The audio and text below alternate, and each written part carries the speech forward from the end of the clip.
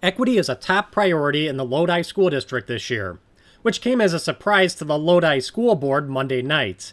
The superintendent, Vince Bruning, gave a presentation on everything he's done to promote the equity agenda in Lodi. And he's done a lot. It took him 20 minutes to get through it all. But the chairman of the district's policy committee had a big question for Bruning. When did you decide to do this? I mean, I don't remember this being, sometimes we have a June or July meeting where we kind of set things for the year.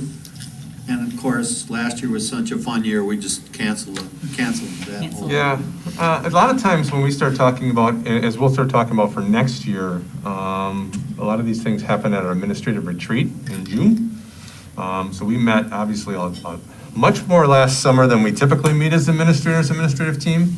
But this was one of the things that came out right away with everything that was going on in our country at the time. And just feeling that this was really important work. In other words, the policy committee never gave the superintendent permission to make equity a district-wide policy goal, and he doesn't have the authority to make that decision on his own. This problem is bigger than the Lodi School District. Equity is a radical anti-American philosophy that demands equal outcomes for everyone. That's also called communism. Basically, equality is that everybody is treated exactly the same. Not really considering their individual differences. Equity is basically we get what people need. So it means everyone is provided with what they need to succeed. And in a school on a daily basis, that's really, really important, trying to figure that out.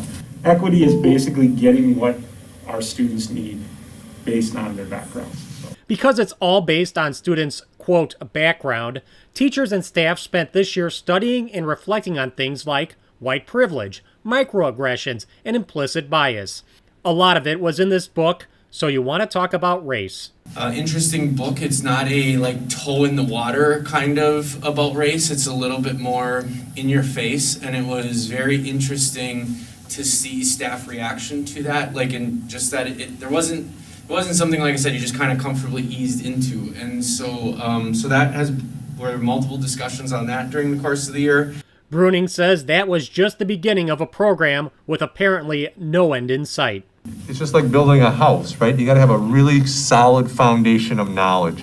And there's some people that want to go really fast, others who don't. So it's trying to make sure that we have that solid foundation as we work forward. Lodi Schools has also joined a regional network called the Dane County Equity Consortium.